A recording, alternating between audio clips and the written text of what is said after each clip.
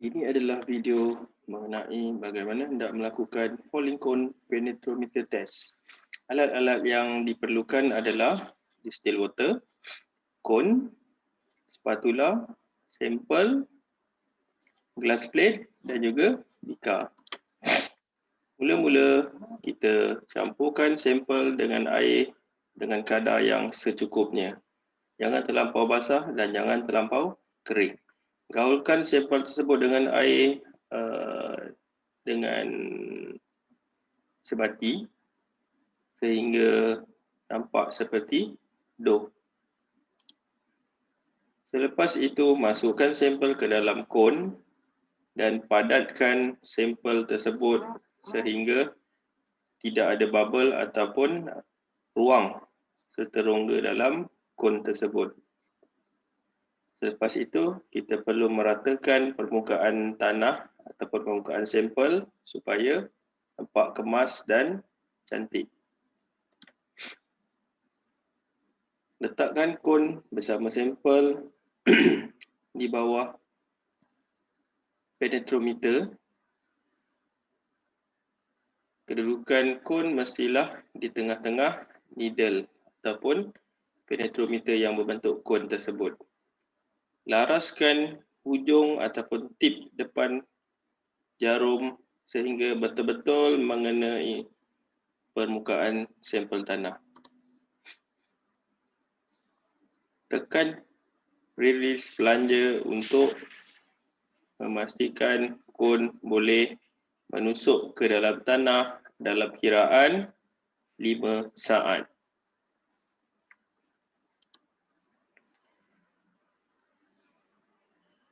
Baca bacaan pada dial gauge reading serta rekodkan bacaan tersebut. Ulangi langkah tersebut sebanyak 3 kali di tempat ataupun kawasan yang lain untuk memastikan bacaan yang kita dapat tadi lebih accurate. Pastikan perkara ini dilakukan dengan cepat supaya kadar lembapan ataupun moisture content dalam sampel tanah tersebut tidak berubah ataupun hilang, kerana ini boleh menjejaskan keputusan uji kaji ini.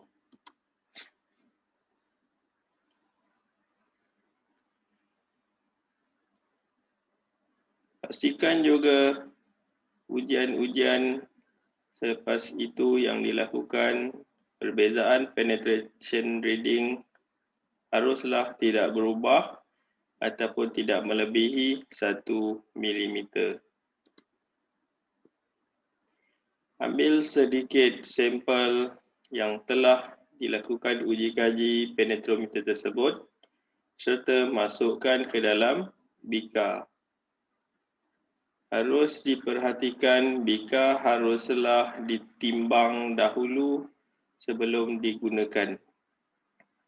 Sejurus memasukkan sampel perlu menimbang semula untuk mendapatkan berat bika bersama sampel.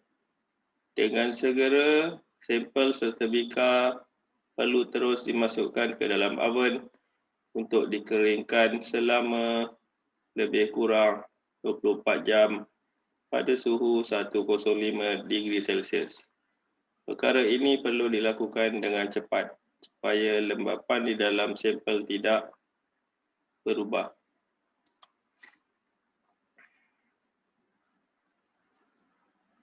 Ini adalah penimbangan bika bersama sampel sebelum dikeringkan.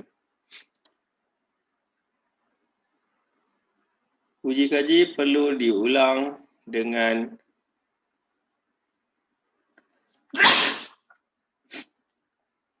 tiga set sekurang-kurangnya uji kaji yang lain, tetapi dengan kandungan air yang berbeza.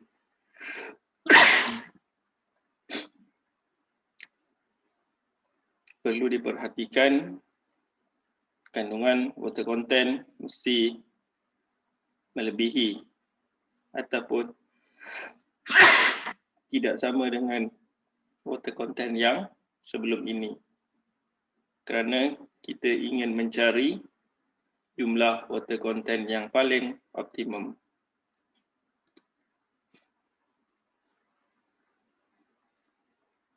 Perlu diperhatikan sampel seharusnya tidak lebih kering atau lebih basah.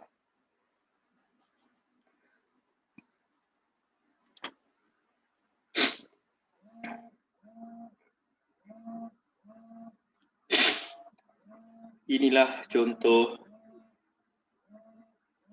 sampel yang telah selesai ditentukan uji kaji.